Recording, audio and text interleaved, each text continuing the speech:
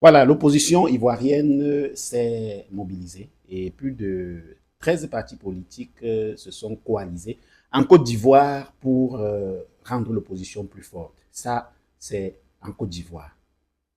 Une nouvelle plateforme politique est née en Côte d'Ivoire. À 7 mois de la présidentielle, plusieurs partis d'opposition unissent leurs forces. Ils lancent CAP Côte d'Ivoire, une coalition pour une alternance pacifique. Pour l'instant, il ne s'agit pas de trouver un candidat commun, mais de peser sur le processus électoral.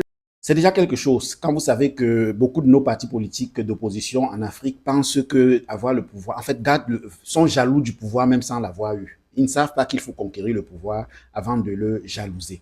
Des gens sont souvent jaloux du pouvoir sans même avoir eu le pouvoir. On veut faire une coalition afin de récupérer le pouvoir au parti en place, au parti au pouvoir. Et les gens commencent à faire des trucs, des copains, copines, comme sous d'autres cieux, vous savez. Au Cameroun, par exemple, les copains-copines entre les partis politiques de l'opposition, pendant que le parti politique au pouvoir se frotte les mains comme ça, il dit, ah oui, allez-y, si ça peut faire copains-copines jusqu'à l'aboutissement aux élections, en séparer. Voilà, et c'est comme ça. Et on finit toujours séparés sans aucune coalition. Du coup, ça veut dire séparé et plus faible. Ça sert à quoi?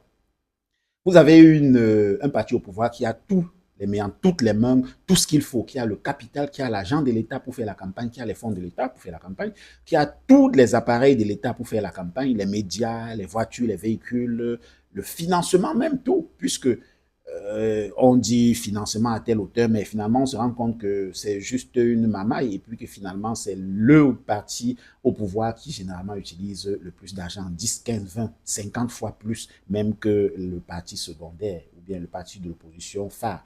Donc, vous voyez bien, vous savez bien que ça sera comme ça. Et au lieu de vous mettre ensemble pour créer quelque chose de fort, vous faites des orgueils. Souvent, c'est pour ça qu'on se demande, les administrés, est-ce que ces gars-là ne sont pas de mèche? Est-ce que finalement, tel parti politique, ce n'est pas un parti politique créé pour essayer d'embrouiller les Africains? Voilà, voilà, voilà, voilà. Vous comprenez très bien. Donc, du coup, point d'interrogation. Est-ce que des partis politiques africains sont sérieux? Point d'interrogation. Sous d'autres cieux, on refuse les coalitions parce que le parti politique, la gauche, la droite, tout ça, c'est des partis politiques structurés, sérieusement structurés. Ils ont de l'argent, des milliardaires dans chacun des deux partis politiques. Le financement du parti politique est comme un État, donc il n'y a pas manque d'argent. C'est pour ça qu'ils peuvent se prétendre parti politique riche et puis aller aux élections en se disant, bon, il y a la gauche forte, il y a la droite forte, on fait des élections transparentes, comme vous avez vu aux États-Unis. Les républicains et les démocrates, il y a l'argent des deux côtés. Donald Trump avait son argent, il était dans l'opposition, mais il avait son argent. En Afrique, ce n'est pas le cas. Les partis au pouvoir ont déjà